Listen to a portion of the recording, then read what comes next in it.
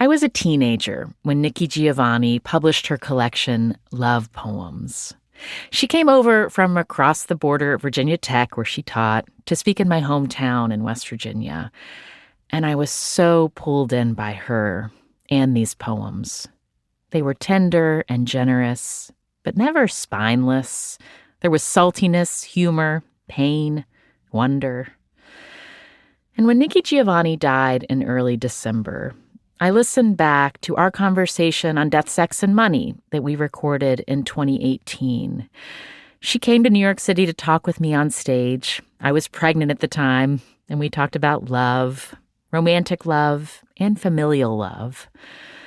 And as we end 2024 and start another year, I wanted to share some of that conversation with you, along with some other moments about love from over the years on Death, Sex, and Money.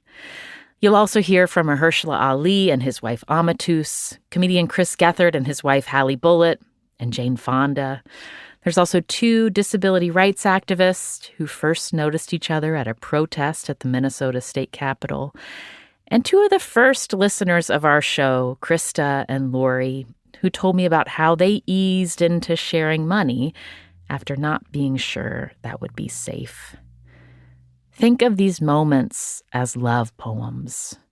And if, as you listen, it makes you think back on a great story of your own about falling in love, send it to us. What caught your attention about a particular person and made you decide to try? Record a voice memo about what you first noticed about someone you came to love and send it to us at deathsexmoney@slate.com. We may use it around Valentine's Day. But today, as we think about love, we're going to start with Nikki Giovanni. Okay, I'm a poet, but I come from a people who invented the spiritual, who found a way to tell a story that if people thought they could read and write, that could cost them their lives. And I'm not going to get killed for writing bad poetry, but there are people who have gotten killed for trying to tell the truth. And so I just think that all I wanted to do was my share. And I'm not saying white people don't, I'm just saying we in the Black community have gotten along with everybody. And what you love about the spirituals is that there is not one single spiritual that does revenge, that does hatred, that doesn't. We have found a way to love. And I think it's just incredible.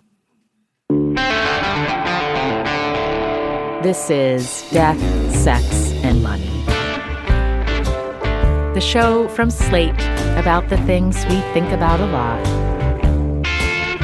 and need to talk about more. I'm Anna Sale.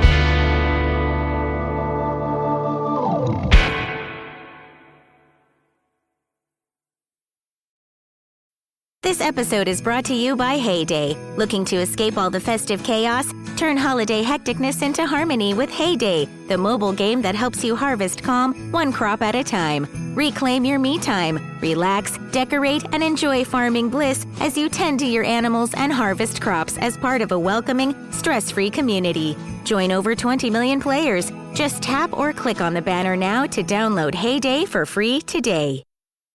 When Nikki Giovanni joined me on stage in Manhattan in 2018, the paperback of her latest collection was just coming out. It was called A Good Cry. I think I didn't learn how to cry because, and it took me a long time to write this particular book. My father was, I think, a little on the crazy side. And if you ask me what was I doing at 11 o'clock any Saturday night, I was listening to him hit my mother.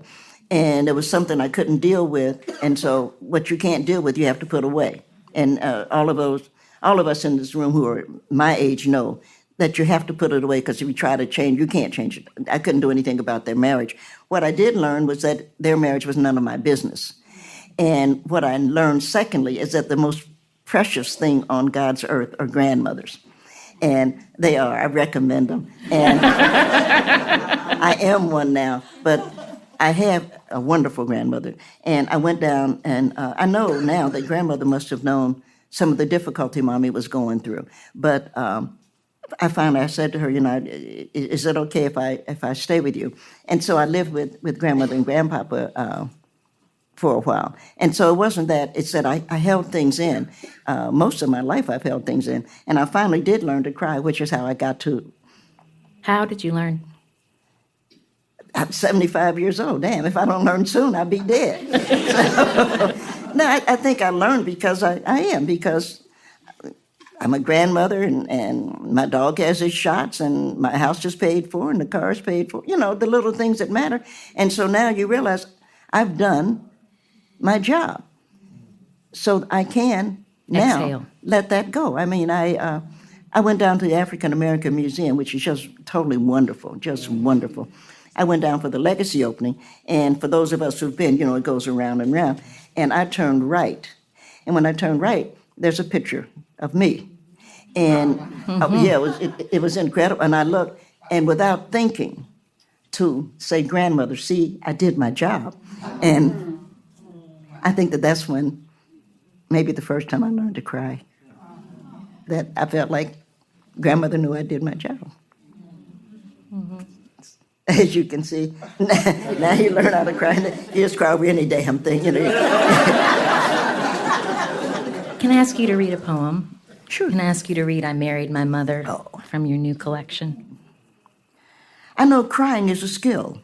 I automatically wipe my eyes, even though I know crying is a skill. Maybe I will learn. My mother did when she thought I was asleep. I think my sister did, sleep. But sleep is as difficult to me as crying. I laugh easily, and I smile and withhold any true feelings, except once I fell in love with my 8th grade teacher and spent most of my life trying to feel safe again. Though maybe I'm safe now after almost 30 years, which is as long as I lived with my mother. Maybe that's not a poem. Maybe that's something else. Maybe I just wanted to show my father that he needn't be cruel. Maybe I just enjoyed buying the house he had to live in, showing her she should have married me instead of him. Or maybe, since we will all soon be gone, I should be happy I found my mother in someone else who loves me. What else really matters? I really love that. Thank you. That is one of my favorite poems because actually I did. My father, Gus had a stroke, and Mommy called me. And I was living here in New York. I live uptown. And Mommy called, and she said, your father's in the hospital. Well, Mommy knew I couldn't have cared. What she should have called me to say is he dead. But that's the truth. I didn't like him. And I knew that if she called, she needed something. That's why I think daughters are such a good idea. I mean, if you have, I don't know what you're having, but... I'm having a daughter. Oh, daughters are just... I mean, I had a son, and sons are wonderful. They take care of you. They do a lot of things. But daughters, you can gossip with and stuff. And daughters were just wonderful. And I knew when she called, my job was to go home, go back to Cincinnati. And I had Thomas then, and I had a dog, Duke, and I had a little Volkswagen. And so we went... your son, and the dog got in the car and went home. And drove to Cincinnati. And, took care of him. Gus and I never did sort of get along. But once he did die, Mommy and I were sitting there. Now, we were talking one day, and I said, Mom, you should have married me. How you just... I said, you should have married me. And it would have been really different because now we're friends. I'm a grown woman and a mother, and she's, And she said, well, baby, if I had married you, then I couldn't have had you. And I said, well, there has to be a way that human egg can be laid. And no, it really does. We have to think about that. And since we're on our way out anyway, if we can lay human egg, we can figure out what to save and what to scramble. That's the truth. Did you really buy a house that your father moved into? Oh, yeah. When I went back home, we were still living in his house. And he didn't, unfortunately, die. And we were in his house. And so when he got out of the hospital now, we're in his house. And so he's being what he was. And I thought, what we need is a change. So I went and bought a house. I mean, we were right there in Cincinnati. I bought the house in Cincinnati, and we moved. And what I said to him was, we're moving, you can move or not, because it really didn't matter to me. And he's going to move. So he and I were having, I drink coffee, and I was having coffee one morning, and we were having, I don't think you could call it a discussion. I think it was more an argument. And he was trying to tell me something. I said, Gus, because I'm pretty calm, the chair you're sitting in is my chair. And so the floor it's sitting on is my floor. So this is not going to please him. He gets ready to get up. Said, the bedroom you're going into is my bedroom. The bed you're going to stretch out in is my bed. Now let me tell you what your life is going to be for the rest of it, right? When you wake up in the morning, you're going to say to that woman who put up with you all of these years, honey, I love you. It's so good to see you. Breakfast is so wonderful. You're going to smile, damn it. And you're going to tell her how much you care. And you're going to do that every day. Or there's a place for those of you who know Cincinnati called Longview. Or I'm going to put you, it's in Longview. And you will be there.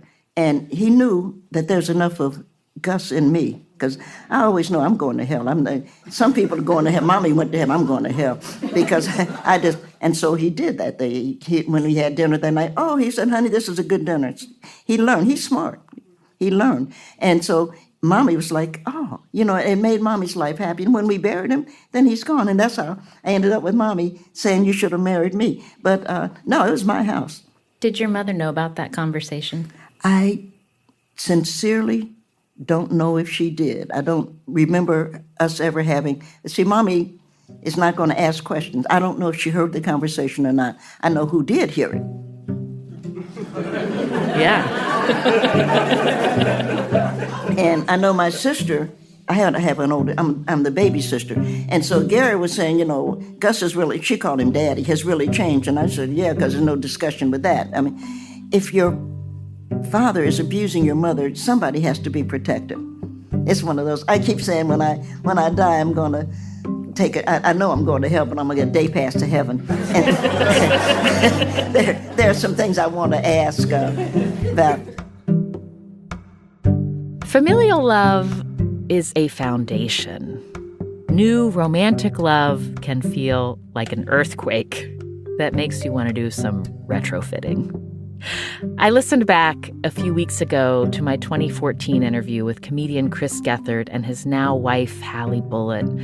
And hearing about their coming together, it just made me want to skip around and to share it with you again. When these two first met, Chris was hosting The Chris Gethard Show, a weird and wild live call-in talk show that aired on public access. There were stunts and live music, and it generally had the chaotic and free feeling that this was all happening late on a weeknight without too many people watching. But there were superfans. Hallie Bulleit was one of them. The first one that I saw, I was completely hooked. I don't think I missed really many shows after that. No, and that used to freak me out because Hallie is the front woman and songwriter for this band, The Unlovables, that I really loved. Welcome, The Unlovables! Hey, you do know what today is. Today's a very special day. I'd been listening to her music for like 5 or 6 years before she started coming to the show, and I thought she was like the coolest, prettiest lady. Chris says, I don't remember, but he says that he used to write me fan mail on MySpace. Oh yeah, I sent her a couple MySpace letters about The Unlovables. They had mutual friends now, some musicians that played in the show. And I was like, you have to stop bringing that girl because it puts me in my head. I get too nervous. And then Hallie just reminded me, there was one show that was like this whole thing. We were raising money for the March of Dimes. Like, people were able to bid on stuff, and they put $500, and it meant I had to host the rest of the show naked. So I was covering my junk, and apparently I just turned to my left at one point. I was seated actually directly behind you. So you were looking at my butt the whole time. Yeah. And at one point I turned around and saw that it was Hallie, who I knew from her band. And apparently I just looked at you and said... You're like, oh, great. Just made direct eye contact He's with on you. Stage. And we didn't know each other that well. And that was the first time that I was like, it's such a weird moment for me to realize, like, he knew who I was. Likes he you. Cared what I thought about him. He was, like, a little embarrassed to have me, like, sitting, like, 3 feet directly behind his I did this shameful bare booty show. It was really funny. I do think we had, like, a mutual, like, admiration for one another, just and one another's work, but it made our conversations just so awkward. Painful. So short and lots of looking at the ground and then like, okay, bye. And then what happened? What were the things leading up to it? There was one week we went out dancing where like you bumped into a guy in totally standard fashion and then he got snippy with you and I like pretty much attacked him, not physically, but I was like ready to fight him. It was a very clear-cut sign that It was on my birthday. I had some very clearly protective feelings about Hallie that were bubbling. And then there was a night and it was early and I was like, I don't want to go home. And then you were like, I don't want to go home either. So we stayed out dancing and then we made out on the dance floor at Union Pool. Nothing happened. It didn't go too far. I want to be upfront. But we went in my car and we were making out a little bit more. And then a line that I'm very proud of that I've bragged about many times, I was like, well, I could drop you off at home or we could open a real can of worms and you could come back to my place. And then we've been together ever since. Yeah. You opened the can. Like pretty much from our second date, I was like, oh, I'm going to marry Hallie, I guess. Like it was just pretty much a given.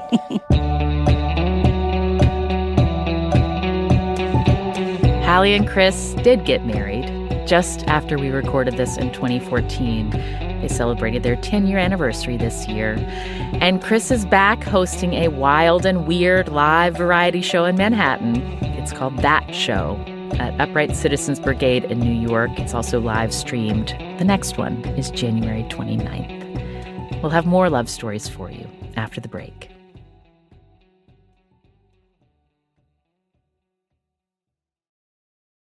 This episode is brought to you by Google Gemini. With the Gemini app, you can talk live and have a real-time conversation with an AI assistant. It's great for all kinds of things, like if you want to practice for an upcoming interview, ask for advice on things to do in a new city, or brainstorm creative ideas. And by the way, this script was actually read by Gemini.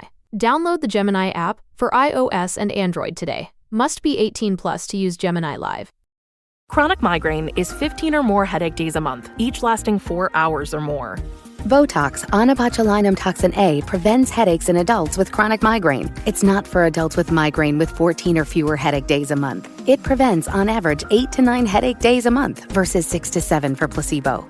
Prescription Botox is injected by your doctor. Effects of Botox may spread hours to weeks after injection, causing serious symptoms. Alert your doctor right away, as difficulty swallowing, speaking, breathing, eye problems, or muscle weakness can be signs of a life-threatening condition. Patients with these conditions before injection are at highest risk. Side effects may include allergic reactions, neck and injection site pain, fatigue, and headache. Allergic reactions can include rash, welts, asthma symptoms, and dizziness. Don't receive Botox if there's a skin infection. Tell your doctor your medical history, muscle or nerve conditions, including ALS, Lou Gehrig's disease, myasthenia gravis or Lambert-Eaton syndrome, and medications, including botulinum toxins, as these may increase the risk of serious side effects.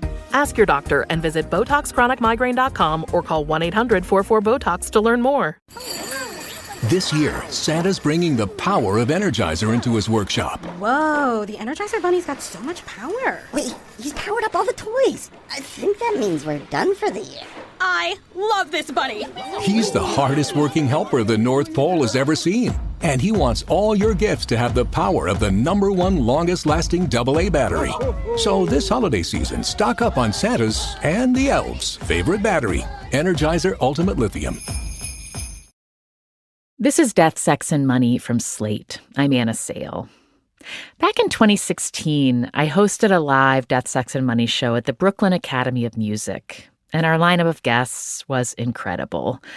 But we didn't just want to have successful, famous people on stage with us talking about how they got to be successful. We wanted to know them through some of the relationships that made them who they are. So we asked each of them to bring along someone they loved. Rosie Perez brought along her cousin Sixto.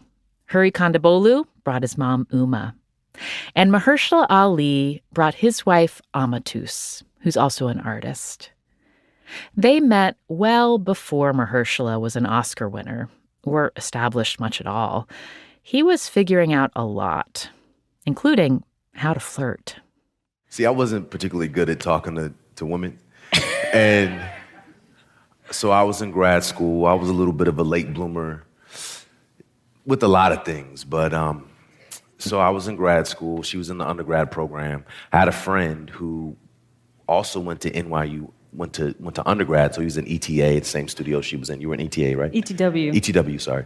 ETW, what's that stand for? Experimental Theater Wing. All right. So an artist. The NPR of... Yeah.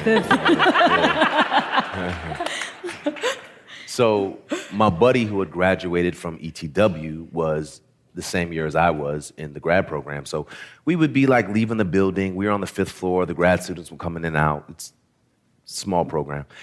And I'd see this pack of girls who used to kind of like run together. And it was a pack of girls. I'm telling this story. So, and you know, she's very much an individual. She would be in and out, but she would still be with the pack of girls. Oh. And I used to say to Andre, I'd be like, yo, man, Amatus, man. I was like, yeah, man, Amatus, brother. So I was just trying to figure out how I was going to approach this, considering that I don't talk to women all that well. So you got to know, this is a long time ago. This is 97, so it's not necessarily corny to say. You got to think the poetry slam era. Like I'm from the Bay Area, so like that's a very real thing then, you know. But anyway, so I was like, So I wrote this little poem, and I walked around with that joint in my backpack for like a month. And then finally I ran into Amatus, and it seemed like the appropriate time to give it to her. Oh my God. So I give her this... On paper? I give her this poem. It was a postcard. Oh. She says she still has it. I give her this poem, and no response. Like, she doesn't really say anything. I run into her. I'm a little embarrassed about it now because she never mentions it. She goes to London for a year, the year later. Like, we never connect. And then my third and last year of grad school, her senior year of college, ran into a friend of hers, invited her to a show. Okay, when do I get to... Okay, come on in. Jump in. Your turn. Whatever she says, that's how it really happened. So what happened your senior year and when he was in his third year? Anyway, he's a really good-looking guy, right? So, like, literally, he's like the most attractive person on the campus. Like, he played basketball in college, and I am a super nerd and a late bloomer as well, as many college students are when you really peel that layer back. So I'm like, what? Like, I just didn't even know what to do with that information, and didn't even really date that much, and you know, anyway. So you got a postcard from the hottest guy on campus, and you decided you just couldn't deal. Ignore me. Literally ignored me. That's cool. It worked out. That's cool. Anyway, that's like a dissertation, right? Yeah, it's a long story, but it worked out. So then you both moved on from NYU, and you weren't in touch for many, many years, right? Like I ran into her one time, twice. So we saw each other in California one time in like 2001. And then we saw each other again in maybe 2003 at this conference thing, and we ran into each other and connected real quick. But after that, we didn't talk for 9-10 years. So when you heard from Mahershala after those 9 or 10 years, what was happening in your life, Amatus?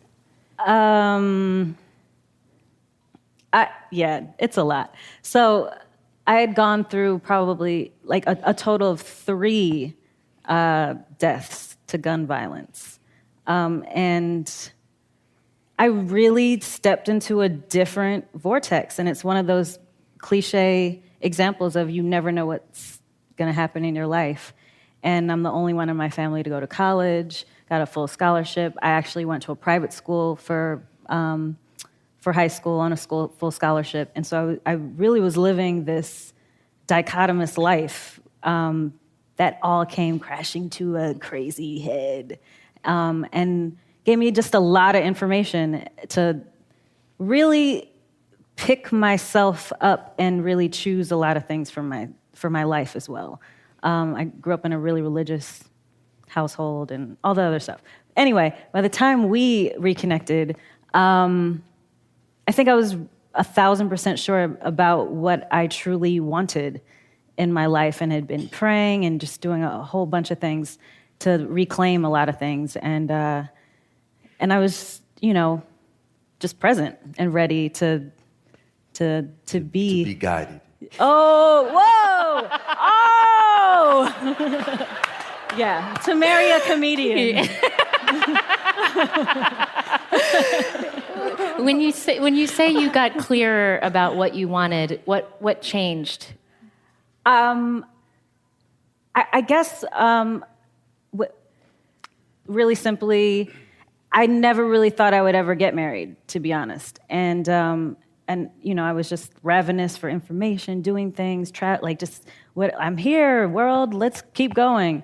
And a lot of my friends are like that too. My parents were divorced, so it just wasn't something that really was on my radar, to be honest. And I wasn't upset about it at all. But when you go through a tragedy or something crazy that like tears your crap up, you then really realize and decide you're not going to take anything for granted. And so it was the first time in my life that I was like, wow, okay, I really can't go through anything serious ever again by myself.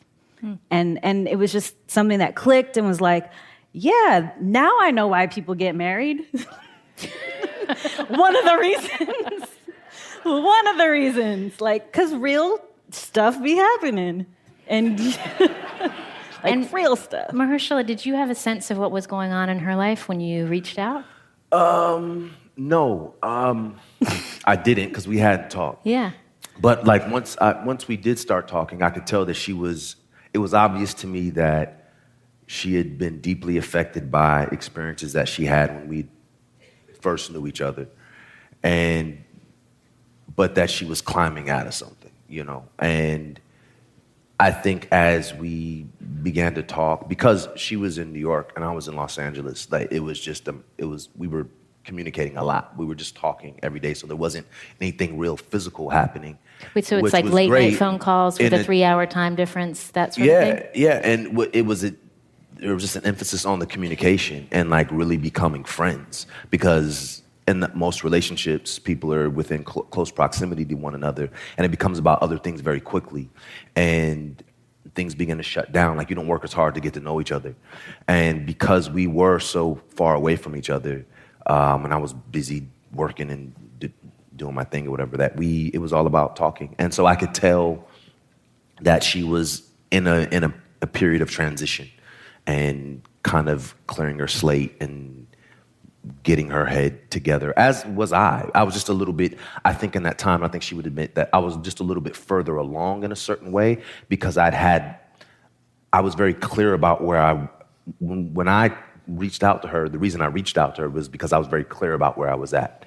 So I was coming into it with a clean slate. You were reaching out with very serious intentions. I was just, look, I know, yeah. I was like, where are you at, essentially? Like, because what's the point? Like, you're not just running around to be dating just to be dating. I'm pushing 40. Like, it was time. I've done that. Like, this is like, I know she's a serious person. She's extraordinarily intelligent. She's about the right things, spiritually grounded, a beautiful person.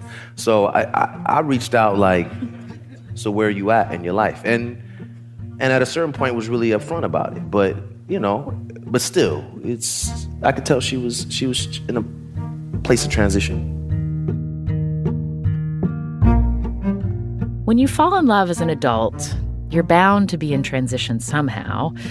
You've gone through some things as you came of age that shaped what love feels like and what you feel like you need to do to protect yourself from it. In one of our first episodes with listener stories, way back in 2014, we asked to hear how money had stirred things up in your romantic relationships.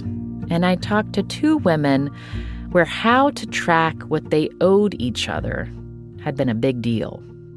In a previous relationship, I had co-signed on a car and paid the price for that continually for 5 years thereafter. Laurie Crystal Roth lives in Seattle. When she first met her wife, Krista, she was in her 40s. Krista was in her 30s. And at first, Krista says it was hard for Laurie to share. I think we were still using the blue book where we had columns of what we were spending. What was mine and what was yours? Separate and joint. And when you say blue book, so was this like pen to paper tracking dollar amounts?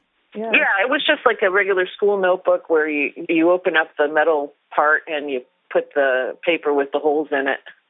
And it was a three-ring binder, baby. Yeah, it was a three-ring binder. That's what it was. And Laurie is a project manager, so she was all about putting her MBA to work on this. She was really into the Blue Book. It made me feel good. You know, and I was more fiscally conservative than Laurie. I remember when we were just dating, she went out and bought a brand new Harley Davidson, and we were not discussing finances. All I could see was like, oh, you're going to have payments for forever. So and you're quietly judging her while she's talking about her new purchase she's excited about. Saying, if we stay together, then that's going to be my payment too. Yeah, but at the same time, weren't you totally like, oh, that's so hot? Oh, yeah. That was separate. Yes, you were. Separate thing. Laurie, so you initially wrote me, you said, prior to being married, I had never, all caps, never shared my money and always kept it separate. And then you said that changed the day you got married. What changed for you? I guess,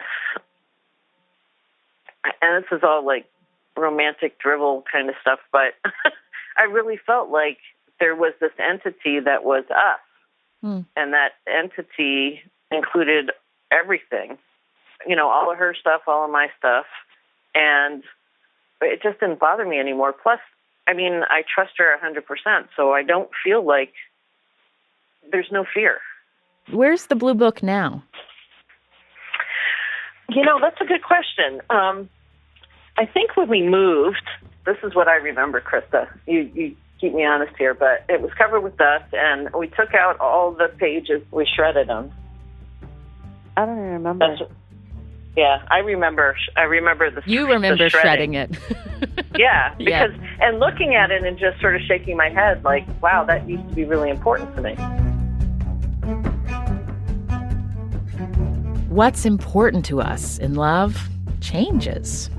Sometimes that means a relationship has to end. After the break, Jane Fonda talks about how she handled one of those moments of decision.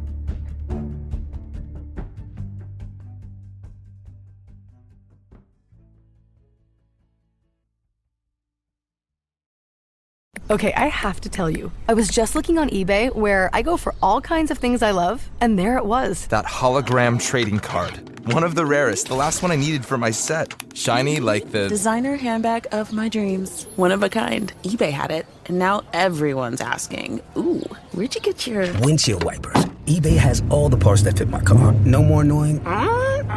Just beautiful. Whatever you love, find it on eBay. eBay. Things people love. Looking for a pickup truck to get just about anything done? Look no further. The Chevy Silverado EV isn't just the most powerful Silverado ever, with next-level towing capability and technology. It also offers game-changing versatility with the available multi-flex midgate and tailgate, which means Silverado EV helps you carry large, bulky, and oddly shaped items up to nearly 11 feet in length. Chevrolet. Together, let's drive. Visit Chevrolet.com to learn more. Sometimes when you find love, you are not looking for it. You might not feel like you have space for a new person to take care of, or that you need someone to try to take care of you. And that's sort of where things were for Nikki Villavicencio and Darrell Paulson when they met. They're both disability rights activists. They both use wheelchairs. And I interviewed them in 2017 about finding each other and starting a family together. Darrell was 38 when they met. Nikki was 24. It was at a disability rights rally at the state capitol in Minnesota. It was a very cold day in March, and she was all bundled up. But the thing I noticed is that her feet were uncovered. And I was like, huh. And I said, aren't your feet cold? And she says, no, not really. Well, I convinced somebody to give me a pair of gloves, little knitting gloves, and I went and brought them over to her and made sure she put them on. That was the start of a 30-day phone call session for me. I repeatedly called her multiple times a day, and for some reason she didn't want to pick up my phone call.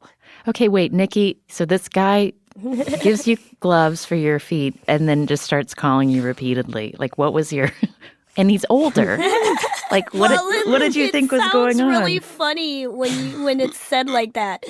But honestly, when I first met him, I thought he was kind of this wild older guy. I thought, well, he'll be kind of cool to like go to a party with or something like that. And then when he called me a bunch of times, I just didn't answer. I'm like, I didn't have, I guess, a specific reason. It wasn't like I thought he was weird or anything. And he was about to delete my number. And then I called him up and I said, hey, do you want to go out? Yeah, so she called me. And when she called me, I was so excited. I immediately said, sure. And I hung up the phone on her. I immediately called my mom. And I was so excited when I talked to my mom and told my mom I wasn't coming home until later. And she said, what's wrong, Darrell? You sound like you're crying. I said, I'm not crying. I'm just happy. She called me. And I'm going out. So we did. And that evening that we went out was very interesting. I don't know if Nikki wants to elaborate on that. Well, let's just say we were trying to, I think we were trying to impress each other by drinking each other under the bar or something because... It was a messy evening. Yes, it was. Tequila and Red Bull shots. That's all I have to say. And had both of you had serious relationships prior to your getting together? Oh, sure. Yeah. I mean, probably not as many as the average able-bodied person, but definitely. Did you typically date able-bodied people or other people with disabilities? Yeah, I mean, me personally, I've dated both. You know, it's really funny because my dad always used to kind of strangely say to me, well, if I complain about a boyfriend or something, he'd be like, well, why don't you just date a guy like you in a wheelchair? And that used to make me so mad. And Darrell, did Nikki feel like a different kind of relationship for you when you got together? Yeah, and absolutely. I had just left a 2-year relationship with an individual with bipolar schizophrenia, and she was also 11 years older than me. So I told myself I would never date somebody with a disability. And I said it was just challenging. So when I met Nikki, there was just something about Nikki. I was compelled to be with Nikki. I wanted to be more than friends with Nikki. And she wanted to be friends, and we kind of had to work that out. And then... Yeah, we were out to eat, and he basically said to me, you know, I got too many friends. And I said, well, I just want to be friends. Why can't we just be friends with benefits, you know? Hey.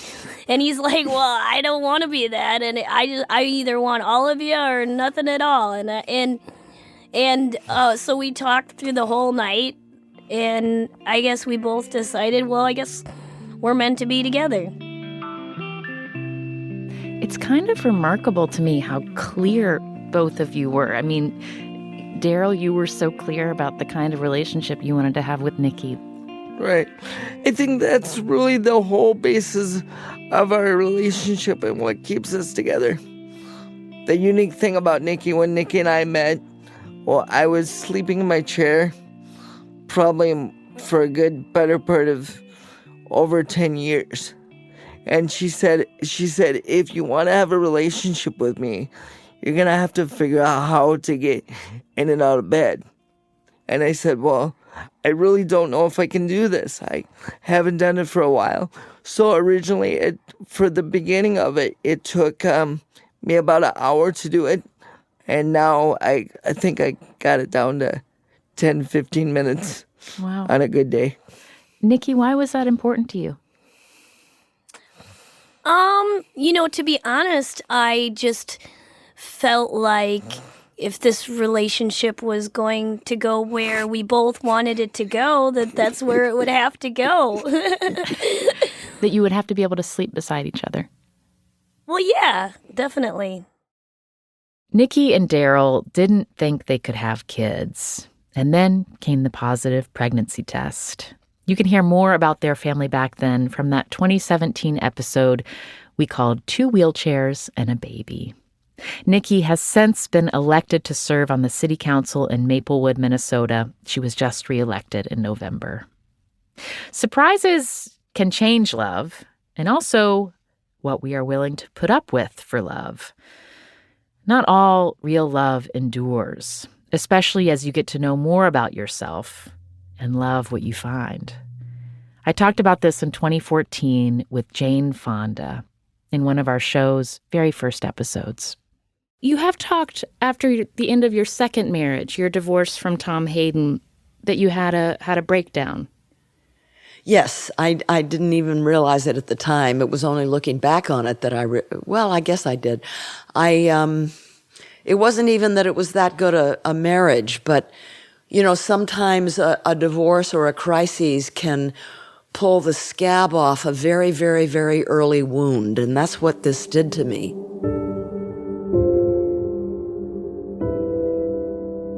I couldn't speak above a whisper. I couldn't eat. I could only walk very, very slowly. It was all the cliches. Heavy heart. My heart weighed 20 pounds. And that wasn't long. The end of your second marriage and the beginning of your third marriage were pretty close in time. When you started therapy, was it in part to deal with some of the emotional residue from that second divorce? And understanding that breakdown? Okay, since I've written about it, I will say what it is. A month after Ted and I were married, I discovered he was having an affair. And so I left him.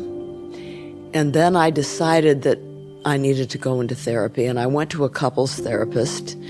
And in talking to him about the marriage, I realized that part of the problem was mine, and that maybe I should give Ted a second chance, and that the two of us should go into therapy together, which we did. But then I, unlike him, I continued on my own with therapy. So that's how I got into it. And it's how I got out of it eventually. It was a very scary thing. I was 62 years old, and it was a very safe thing being married to Ted. I didn't have to work. He was funny. He was handsome and fun and all those things. But I knew that if I stayed with him, I could never be a fully realized person, and I had to make a decision, and it was really scary. And I felt like Virginia Woolf, only I had two angels in the house, one on one shoulder saying, "Oh, come on, Fonda, lighten up." God, he's got 2 million acres of the most gorgeous land in the world, and he's funny, and he keeps you laughing. And on the other shoulder, there was an angel with a very soft whisper saying, "Jane, you could stay with him and die married, but you'll die not being whole." And so I opted for the whisper.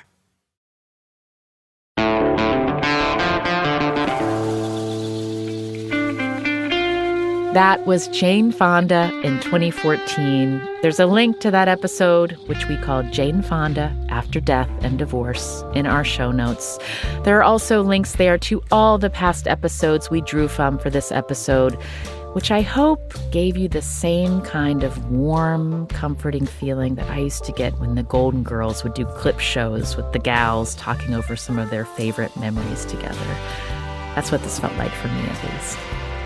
Cameron Drews and Andrew Dunn produced this episode with me, with interviews that were originally made with work from Katie Bishop, Emily Botine, Annabelle Bacon, Joanna Solitaroff, Chris Bannon, Jim Briggs, the teams at the Brooklyn Academy of Music and the Green Space at WNYC, and Catherine Joyce, who wrote a piece in Cosmopolitan that first introduced us to Nikki and Darrell. The rest of the Death, Sex, and Money team at Slate is Zoe Azoulay and Daisy Rosario. Alicia Montgomery is Slate's head of audio. If you are not already, please join in to support our work at Slate by becoming a member of Slate Plus. You'll get ad-free listening and extra drops in your podcast feed from us, at least 2 new ones a month. You can sign up on the show pages for Death, Sex, and Money on Apple Podcasts or on Spotify, or just go to slate.com/DSM Plus to join and get access to your ad-free feed wherever you listen to podcasts. I'm Anna Sale, and this is Death, Sex, and Money from Slate.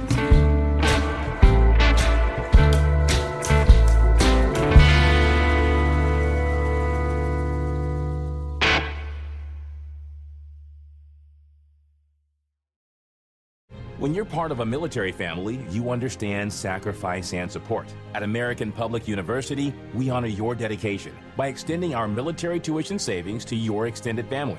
Parents, spouses, legal partners, siblings, and dependents all qualify for APU's preferred military rate of just $250 per credit hour for undergraduate and master's level programs. American Public University. Value for the whole family. Learn more at apu.apus.edu/military.